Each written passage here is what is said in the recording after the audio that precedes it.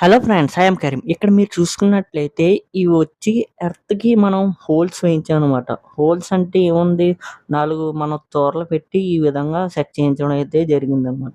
ఇవి వచ్చి 4 ఎర్తులు దేనికోసం అంటే, ఒక్కొక్క ఎర్త్ ఒక్కో దానికోసం అయితే మనం పెట్టామనమాట. ఇది ఇక్కడ చూసుకున్నట్లే ఇది వచ్చి ఇందులో వేయవలసిన మనకి ఎర్త్ రాడ్‌లనమాట. కింద కాపర్ ప్లేట్ ఉందో చూసారా? దీనికోసం ప్రత్యేకించి నేనైతే చేపించి తీసుకోవడం జరిగింది. తర్వాత ఎర్త్ రాడ్‌ని ఈ విధంగా హోల్‌లో పెట్టి ఈ విధంగా ఊపాలన్నమాట. ఊపినట్లయితే అది ఎంత ఉందో, ఎంతవరకు వెళ్ళగలుగుతుందో అంతవరకు వెళ్ళిపోతుంది. తర్వాత ఈ విధంగా చెక్కబెట్టి సుత్తితో జాగ్రత్తగా కొట్టాలి. చెక్క పెట్టకుండా కొట్టారనుకో, అది రాడ్ పైన మొత్తం ఎడ్జ్‌లయ్యి బెండ్ అయిపోయి బాగోదనమాట చూడడానికి. ప్లస్ వర్క్ అయితే నీట్‌గా కనబడదు.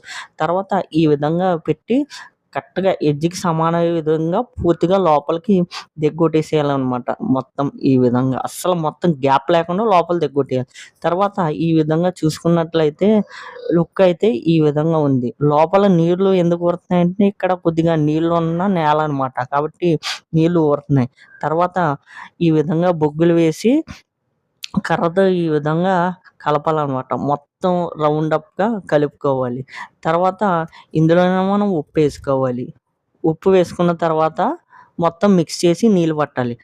ఈ 4 ఎర్తులు దేనికోసం అంటే, ఒక ఎర్త్ వచ్చేసి న్యూట్రల్ కోసము, ఒక ఎర్త్ వచ్చేసి బాడీ ఎర్త్ కోసము, అండ్ ఇంకొక ఎర్త్ వచ్చేసి జనరేటర్ న్యూట్రల్‌కి, ఇంకో ఎర్త్ వచ్చేసి జనరేటర్ బాడీకి. ఈ విధంగా ప్రతి దానికి మనం ఎర్తులు డివైడ్ చేసుకొని నీట్‌గా ఇవ్వడం అయితే జరిగింది. తర్వాత ఈ విధంగా వాటర్ పట్టుకొని మొత్తం ఎర్తులైతే ఫిల్లింగ్ చేసుకున్న తర్వాత లుక్ అయితే ఈ విధంగా ఉంది. ఈ వీడియో మీకు నచ్చినట్లయితే లైక్ చేయండి, షేర్